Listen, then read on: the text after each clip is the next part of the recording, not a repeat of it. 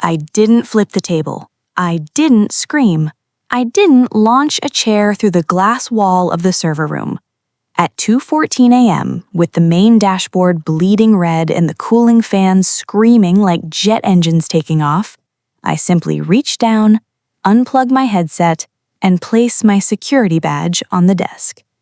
3 feet away, Brad was hyperventilating. Actually hyperventilating. He was gripping his hair, staring at the monitor where the air logs were scrolling so fast they looked like a blur of white static.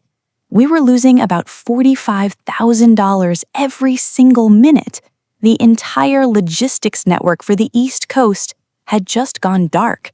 Trucks were frozen at gates in Jersey, automated sorting bots in Atlanta had stopped moving, and the tracking system for 3 million packages just vanished. Nick, man, I can't. It's not accepting the override, Brad yelled, his voice cracking. He looked at me, sweat literally dripping off his nose onto his pristine custom mechanical keyboard. What is error 4049? Nick, why isn't the backup spinning up? I looked at Brad. Then I looked at the urgent retention allocations email printed on the desk, the one Emma, our director of operations, had carelessly left in the printer tray 5 minutes ago when she ran out to get coffee for the war room. Brad, $55,000 retention bonus. Title, Senior Innovation Lead. Nick, $4,200 appreciation stipend. Title, Senior Systems Architect. Brad had been here for 8 months. He spent most of his time posting LinkedIn thought leadership articles about synergy and AI-driven workflows. I had been here for 12 years. I built the system that was currently crashing. I was the only person in the building, maybe the only person in the state, who knew the manual command sequence to stop the database from eating itself alive. Nick, Brad's eyes were wide, terrified white discs. Why are you packing your bag? Shift's over, Brad, I said. My voice sounded strange to my own ears. Calm? Dangerously calm. Good luck with the innovation. You can't leave. We're in a code black. Emma will kill us. I zipped my backpack. The sound was loud in the sudden silence of the room. Correction, Emma will kill you. I don't work here anymore. I walked out the double doors, past the biometric scanners, and into the cool night air. My phone started vibrating in my pocket before I even reached my car. I didn't block the number. I just turned the volume off, threw it on the passenger seat, and drove home. The decision hadn't been impulsive. It was the snap of a cable that had been fraying for a decade. For 12 years, I was the ghost in the machine at Velocity Logistics. I was the guy they called at 3 a.m. on Christmas. I was the guy who fixed the API integration during my honeymoon. I was the guy who saved the company $7 million last year by optimizing the routing algorithm, a project Emma took credit for during the quarterly all-hands meeting while I was in the server room patching a vulnerability. But this was different. We were in the middle of Operation Peak, the internal name for the week before Black Friday. The volume was insane. The stress was palpable. Management had been terrified of turnover, so they announced a strategic retention initiative. We're taking care of our key players, Emma had told us in the Monday briefing, flashing that shark-like smile. We know the market is hot, and we want you to know we value your loyalty. Loyalty. I found out what loyalty was worth when I walked past the printer. Brad was 28. He was Emma's nephew's college roommate or something. Nobody knew for sure, but he came in with a shiny MBA and 0 technical skills. He called meetings to discuss workflows but couldn't write a line of CQL code to save his life, and he was worth $55,000 to them. I was 41. I was the infrastructure, and I was worth $42,000, less than a used Honda Civic. When I got home, I poured myself a bourbon and sat on my back porch. It was 3 a.m. My phone lit up on the table. Emma, 14 missed calls. Brad, 22 missed calls. Alert system, critical failure, node. Alert system, critical failure, node. I watched the screen blink. It was mesmerizing. The thing about the system, I built it. It wasn't broken, it was temperamental. It required a specific sequence of load balancing commands when the volume hit a certain threshold. It was a flaw in the legacy code I had begged them to let me rewrite for 3 years. "It's not in the budget, Nick," Emma had said, checking her watch. "Just patch it, keep it running. That's your job." So I did. I kept it running. I built a manual override that only worked if you knew the exact syntax. I had documented it, of course. It was in the emergency procedures folder on the shared drive. But Brad didn't read documentation. Brad read the 4-hour workweek. At 3:30 a.m., a text came through from Emma. "Nick, pick up the phone, now. This isn't funny. We're losing $50 a minute. If you don't answer, I'm calling legal." Legal? That was their play? I took a sip of bourbon. I knew my contract. I was an at-will employee.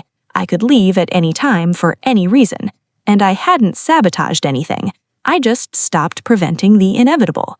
At 4 a.m., my wife, Sarah, came downstairs rubbing sleep from her eyes. She saw the bottle of bourbon and the phone lighting up like a disco ball. "Did you get fired?" she asked, pulling her robe tighter. "Better," I said. "I quit." I told her the numbers, 55,000 versus 4,200. Sarah didn't look worried. She didn't ask about the mortgage or the kids' tuition. She walked over, took the phone, looked at the frantic texts from Emma threatening lawsuits, police, and ruin, and then she looked at me. "Let it burn," she said, and she went back to bed.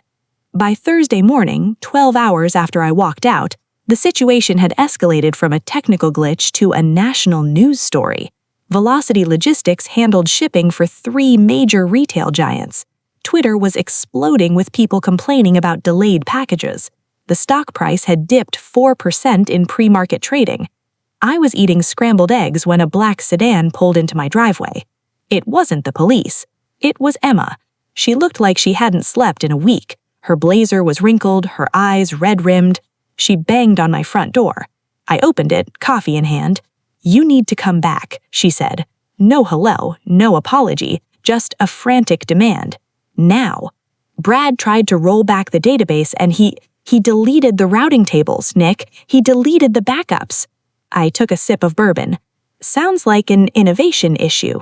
Have you tried asking him to leverage his synergy? Stop it. She pushed past me into the hallway. Do you have any idea how much money we're losing? The CEO is flying in. We're talking about millions, Nick. Millions. I know, I said. I saw the email, Emma. The retention one. She froze. The color drained out of her face faster than the data from the company's servers. That was a draft, she stammered. That wasn't final. We were going to discuss your package.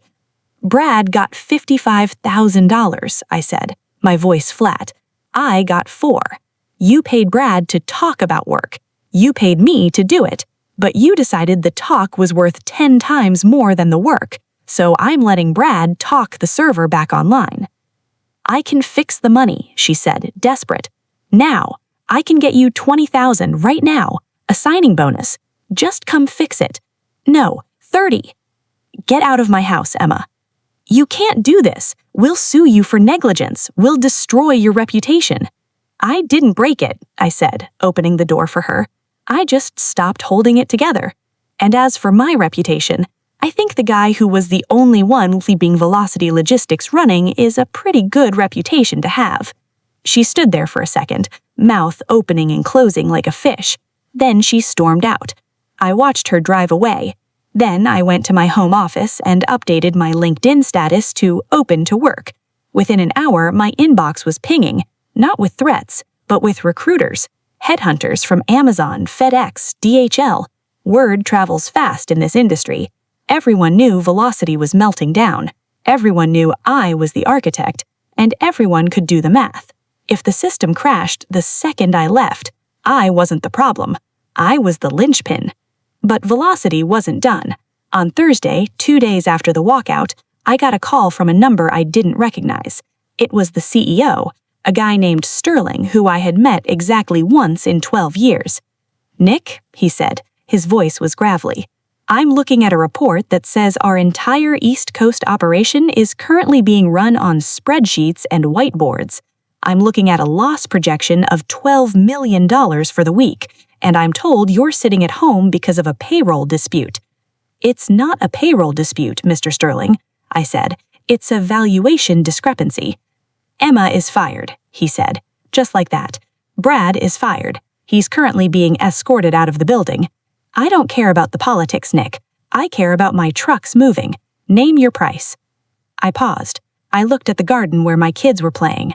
I looked at the peace I had felt for the last 48 hours. I don't want the job back, I said. Silence. Everyone has a price, Nick. I don't want to be an employee, I clarified. If you want me to fix the mess Brad made, I come in as an external consultant, independent contractor. Fine. What's the rate? $400 an hour, I said. Minimum 100-hour retainer paid up front, and I want it in writing that I have zero operational dependency on your internal team. I work alone. That's $40,000, Sterling said, for a week's work? It's not for the week's work, I said. It's for the 12 years of knowing which button to press, and it's for the $55,000 you gave the guy who broke it. He didn't argue. Send the contract. I fixed the system in 6 hours. It wasn't magic. It was a corrupted index file that Brad had exacerbated by forcing a restart during a read-write cycle. Any competent CIS admin could have spotted it, but they had fired the competent ones to hire innovators. I walked into the building on Friday morning. The office was a ghost town. The war room smelled like stale pizza and panic sweat. Emma's office was dark. Brad's desk was empty. His mechanical keyboard gone. I sat at my old desk. I ran the script. I watched the dashboards turn from angry red to soothing green. The trucks started moving, the packages started tracking, the bleeding stopped. I finished at 2 a.m. I printed my invoice, walked it into Sterling's office, and placed it on his desk. "You're done?" he asked, looking up from a pile of legal documents. System is stable. I set up an automated cron job to handle the load balancing so you won't need manual overrides anymore.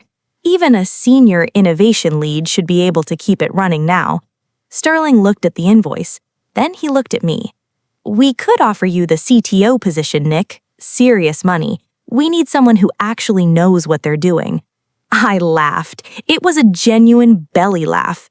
"Mr. Sterling, you had someone who knew what they were doing for $110,000 a year. You chose to insult him to save a few pennies while throwing gold at a kid who knew buzzwords. You don't have a talent problem, you have a culture problem, and I'm too expensive to fix your culture."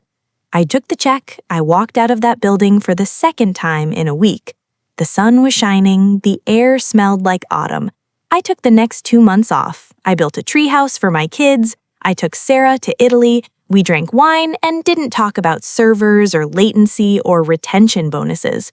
When I got back, I started my own consultancy. My first client? Velocity's biggest competitors. They hired me to audit their infrastructure. The fee was $250 an hour. They paid it without blinking. 6 months later, I heard Velocity was acquired by a private equity firm. They stripped it for parts. The legacy code finally died, replaced by a cheap off-the-shelf solution that was slow, buggy, and hated by everyone. I sometimes think about that night. The red lights, the panic in Brad's eyes, the sheer suffocating weight of being the only adult in the room. They say everyone is replaceable, and that's true, but the cost of replacement isn't just the salary of the new guy. It's the cost of the fire that burns down the house while the new guy is trying to figure out how to use the hose. I kept the badge, though. It's in my desk drawer next to the check for $40,000. I look at it whenever I have to negotiate a contract. It reminds me of the most important lesson I ever learned in business. Your value isn't what you do. It's what happens when you stop doing it. And sometimes you have to let the world burn a little bit just to show them you're the one holding the matches.